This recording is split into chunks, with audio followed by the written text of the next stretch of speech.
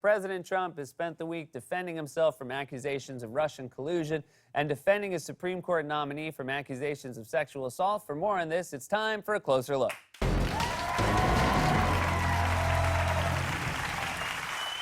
During the campaign, Trump borrowed from years of GOP rhetoric and referred to himself as the law and order candidate. Trump used the phrase law and order more often than my cable guide.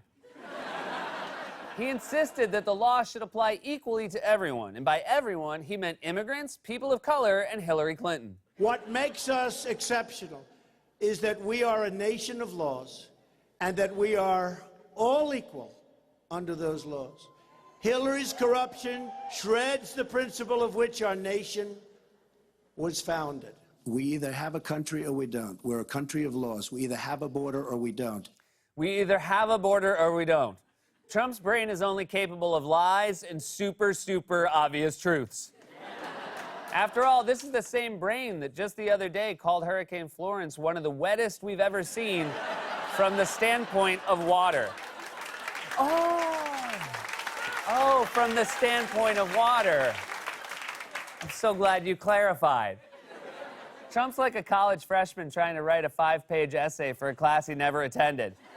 In this essay, I will show that water has a high wetness level, and that the general wetness of water, which is, as it relates to being watery, very wet from a water standpoint. Donald, the margins on this paper are 3.5 inches. There you go, there you go. You heard Trump. You heard him. We are a country of laws, like, for example, election laws, and yet Trump has spent the week insisting that the Russia probe is illegitimate. He took the unprecedented step of declassifying documents from the investigation in an attempt to undermine it. And in an interview with The Hill, he even blamed Attorney General Jeff Sessions, saying, "I don't have an attorney general. It's very sad." Oh my God, he's like a wounded mother who just found weed in her son's sock drawer. Get out of my house! But I'm your son! I don't have a son.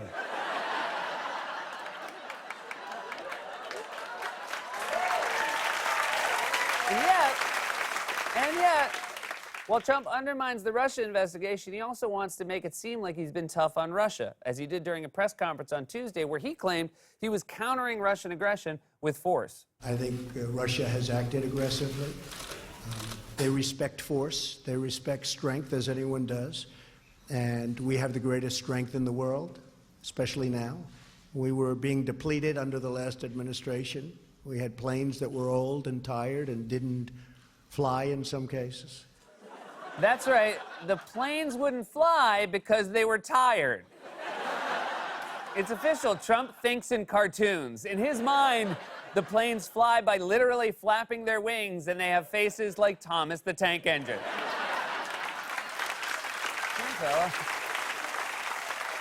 And yet every day, the Russia probe gets worse for Trump. Last week, his ex-campaign chairman, Paul Manafort, flipped on him, and late today, we found out that his longtime personal lawyer and fixer, Michael Cohen, met with investigators, too. President Trump's former personal attorney, Michael Cohen, has been interviewed multiple times by special counsel Robert Mueller's team over the past few weeks, according to ABC News. The interviews have lasted for hours and been focused on Trump's dealings with Russia and any possible conspiracy between the Trump campaign and Moscow. Damn, I'm not saying Trump is scared right now, but when he heard that, his pants were the wettest we've ever seen from the standpoint of water. So again, this is the man who said we're a nation of laws. If he's not concerned with breaking election law, then how about laws against sexual assault? What did Trump have to say when he was asked about the allegations against his Supreme Court nominee, Brett Kavanaugh? Probably something like, we're a nation of laws and justice must be served. Let me lean on my fists and watch.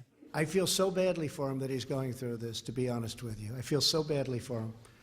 This is not a man that deserves this. Really, they're hurting somebody's life very badly, and it's very unfair, I think, to, as you know, Justice Kavanaugh has been treated very, very tough.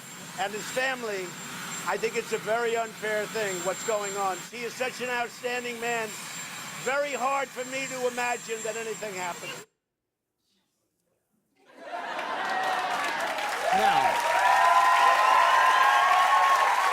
Now, Trump has said Trump has said he wants to hear from Kavanaugh's accuser, Dr. Christine Blasey Ford, but he also said Democrats were only coming forward with these allegations now for political reasons. What I do think is terrible is what the Democrats have done. This is no different than the Russian witch hunt. What they've done is they make up a lot of stuff and try and obstruct and resist. They make up a lot of stuff. If I started listing all the stuff you've made up, I'd still be here tomorrow during Days of Our Lives.